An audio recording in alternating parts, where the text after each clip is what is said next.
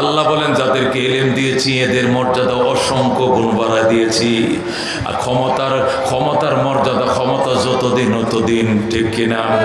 কোথায় বঙ্গবন্ধু শেখ মুজিবুর রহমান, কোথায় major general Ziaur Rahman, কোথায় লেফটেন্যান্ট জেনারেল হুসেন মোহাম্মদ এরশাদ, কোথায় জিল্লুর রহমান, কোথায় আব্দুর রহমান বিশ্বাস, কোথায় শাহাবুদ্দিন বিশ্বাস, কোথায় ইয়াজউদ্দিন, কই ফখরুদ্দিন? খবর নাই, খবর নাই। কিন্তু উলামায়ে কেরাম আছে, ছিল, থাকবে, মরে গেল তাদের নামে এখনো স্মরণ করে মুসলমান। কথা কোন ঠিক কিনা? ক্ষমতার মর্যাদা ক্ষমতা যতদিন পাহারা দিবে এতদিন প্রধানমন্ত্রীর পিছনে পিছনে army, RAB, BGB, answer, Jubo League, Chhatra League, যত লীগ আছে সব মিলায় পাহারাদার। যেই মাত্র ক্ষমতাটা শুধু স্বাক্ষরটা দিয়েছিল বাজান, এরপরে পাবলিক এখন রান্না বাটটিও তো খাইতে পারছে না। কথা কোন ঠিক কি? নিজের হাতে রানছে বাসারি ভাতগুলো, এই বাটটি পর্যন্ত খাইতে পারলো না। এই খেলাটা কার? এই খেলাটা পাচ্ছে কে? আল্লাহ ডাক দেখো, তিলকাল আইয়াম নুদাবিলুহা বাইনান নাস।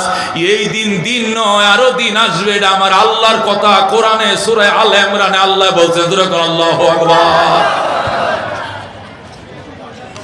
কত আলেম রমজানের দিনে সেহরি খাইতে দেয় নাই, কত আলেমকে ইফতার করতে দেয় নাই, রমজান মাসে তারাবি পড়তে দেওয়া হয় নাই। কথা ঠিক না? ওই সময় তো তোমাদের একটু মায়াও লাগে নাই। এখন তোমরা নেত্রী বারাবাদ খায়া যাইতে অত কান্দো কি লিগা? অত কান্দো কা? ওই যে নবীর ওয়ারিসটা যে রোজা রাখে সারাদিন ইফতার খায় না, ওই সময় পেট পুরে নাই, মায়া লাগে নাই? কথা ঠিক না? ওই তিলকা বিতিলকা আল্লাহ আমি ফারি উস্তাদের মাস শেষ সত্রে। কথা ঠিক কিনা? এই জন্য দুস্থ উলামায়ে কেরামের শান, উলামায়ে কেরামের মান। ক্ষমতার পালা বদল হবে, উলামায়ে কেরামের বদল হবে না, ইজ্জত বাড়বে বাড়বে। কথা ঠিক না? আল্লাহ বলেন ওয়াল্লাযীনা উতুল ইলমা দারাজাত, যাদেরকে ইলম দিয়েছি এদের মর্যাদা অসংখ্য গুণ বাড়িয়ে দিয়েছি। আল্লাহু আকবার। হারুন রশিদ ইরাকের প্রেসিডেন্ট বাদশাহ হারুন রশিদের যে বাসভবন ছিল বাগদাদে, বাসভবন থাকে না, আমাদের নেত্রীর গণভবন ছিল না, ভাঙ্গিয়া ভুঙ্গিয়া রাখছে না রে, শেষ করে লাইছে। তো ওই বাসভবন ছিল হারুন রশিদের বাসভবন। এই বাসভবনের কিনারে মৌলানা আব্দুল্লাহ ইবনে মুবারক রহমতুল্লাহ আলাইহি আলেমে দ্বীন, উনি বাসভবনের পাশে মাদ্রাসা করছে, 1 লক্ষ ছাত্র। আল্লাহু আকবার।